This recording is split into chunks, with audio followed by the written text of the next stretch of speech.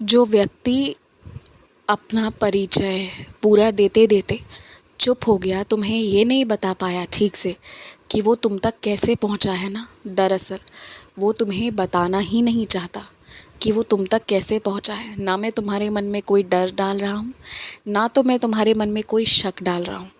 मैं तुम्हें सीधी सी एक ही बात कह रहा हूँ कि अगर कोई किसी को इतना बड़ा काम दिलाएगा, इतना कुछ बताएगा और कोई किसी के राय पर चलकर इतने बड़े फैसले लेने आएगा, तो निश्चित ही वो व्यक्ति की कुछ ना कुछ अहमियत तो होगी ना जीवन में।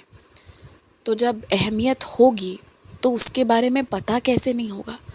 तुमसे ना बात छुपाए जाने की कोशिश की जा रही है। ज़्यादा तुम्हें इन चीज़ों में नहीं पड़ना है, लेकिन सतर्क सदैव रहना है।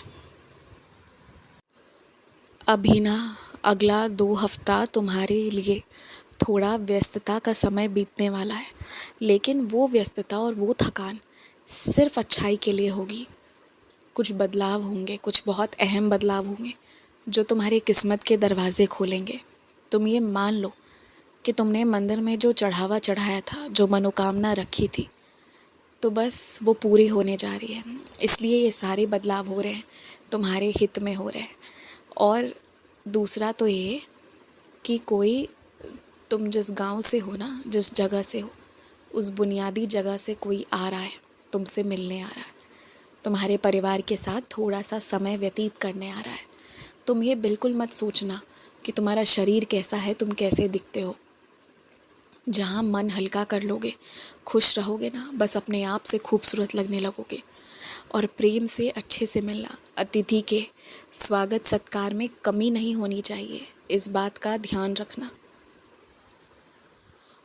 और जो भी बदलाव हो रहा है ना, उसमें तुम्हें ना ही सिर्फ माँ लक्ष्मी की बल्कि माँ सरस्वती की भी कृपा की प्राप्ति होगी। और तुम्हारे लिए जीवन अब मुश्किल नहीं बल्कि आसान हो जाएगा। मैं तुम्हारे जीवन में ना कुछ इतने अच्छे पल भेजने जा रहा हूँ।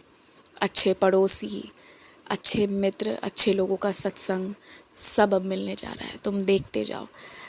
जिसे तुम जादुई जीवन कहते थे ना, वो वास्तविकता में परिवर्तित हो रहा है। और याद रखना, तुम्हारे नए घर पर बहुत सुंदर कथा होगा, बहुत ही अद्भुत। विशेषकर माँ वैष्णो देवी जी की पूजा भी होगी और उसके बाद सत्संग भी होंगे। तुम देखो क्या क्या होता है कमाल। शरीर की कमज़ोरी को हटाने के लिए जो तुमने डॉक्टर से दवाई ली है वो भी खाओ, हरी साग सब्जियां भी खाओ, और साथ में खाना पकाते वक्त या तो उसमें थोड़ी सी ऊधी डाल दो जो मेरी शिरडी से मिली है तुम्हें, या फिर जल में डालकर ग्रहण करो। अपने आप से सब ठीक हो जाएगा। और शरीर में जहाँ भी तकलीफ़ है ना, तुम साथ साथ ऊधी का प्रयोग करो। कोई बीमारी टिक नहीं पाएगी तुम्हारे जीवन में। इस चीज़ के लिए आश्वस्त रहो। जो बीमार है ना, उनका हालचाल पूछते रहो, उससे उनका मनोबल बना रहेगा। जितने भी दिन वो जीवित रहेंगे वो बीमारी से लड़ पाएंगे। और बाकी तो ज़्यादा चिंता करने वाली कोई बात नहीं है, मैं सब संभाल लूँगा। तुम्हारे पूरे परिवार के लिए कोई बाहरी व्यक्ति इतना बड़ा आशीर्वाद बनकर खड़ा होगा ना, समझ लेना वो मेरा ही रूप है। भले ही वो मेरा भक्त बिल्कुल भी ना हो, लेकिन तुम पूरे परिवार वालों की बहुत सहायता करेगा। तुम्हें जो प्रेम अब तक नहीं मिला है ना, अब मिलेगा। सारे जादू बस देखते जाओ। खुश रहो। रब की कृपा है तुम पर, रब मेहरबान है तुम पर।